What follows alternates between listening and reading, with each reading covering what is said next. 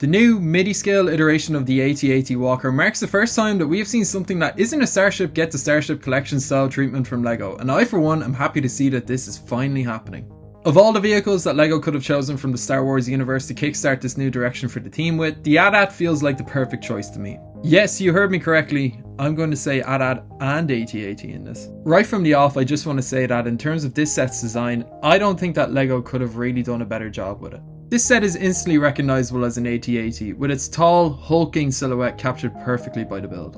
All of the legs, 3 of which are identically built, feature 2 printed pieces each for some nice additional detailing, and I think that the design captures the profile of the in-universe Walker's legs remarkably well. All 4 of the Walker's feet have some nice greebling details thanks to some nice parts usage. The rear of the Walker likewise features some great greebling, and it is faithful to the in-universe design.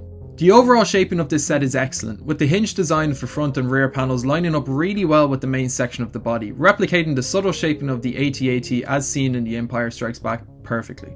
Moving towards the front section, there is some side-to-side movement of the head made possible thanks to a simple Technic build, and both sets of cannons on the head can be moved up and down.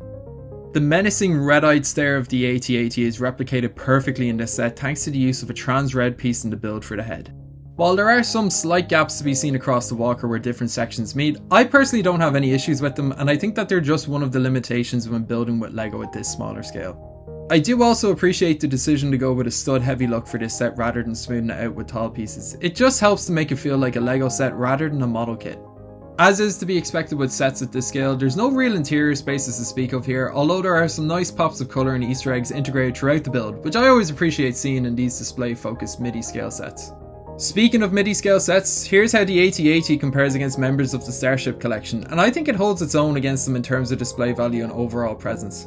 Getting to see this set alongside members of the Starship Collection makes me excited to see what other vehicles from the Star Wars universe LEGO will replicate next at this scale.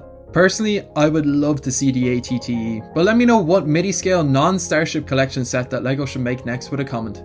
Just like we see in the Starship Collection, the Walker itself is supported by a black base featuring a printed display plaque. One thing that I do appreciate about the display base is the inclusion of a slope piece that just helps to keep the Walker's falling legs supported and in the correct position. Of course, we can't forget about the teeny tiny snowspeeder build included, which simply looks fantastic flying around the legs of the Walker as the tow cable follows behind it. While I think that this set still would have looked great even without the inclusion of the snowspeeder, having it here to recreate that iconic moment from Empire is the perfect touch to make it look that much better. Overall, the build experience was nothing to write home about, but I still had a good time building this set all the same.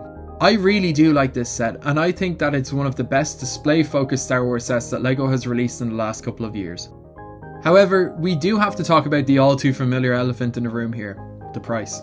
€65 for this set is too much no matter what way you spin it.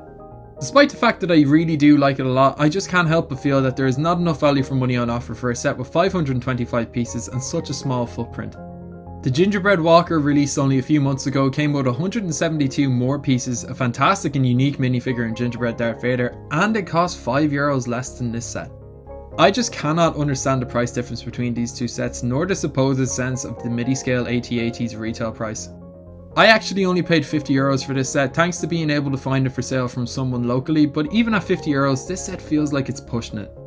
Personally, I would recommend that you wait a couple of months for this set to go on a decent sale before deciding to pick it up. The value for money simply isn't there at full price for me, which is a real shame because I really do like this set a lot.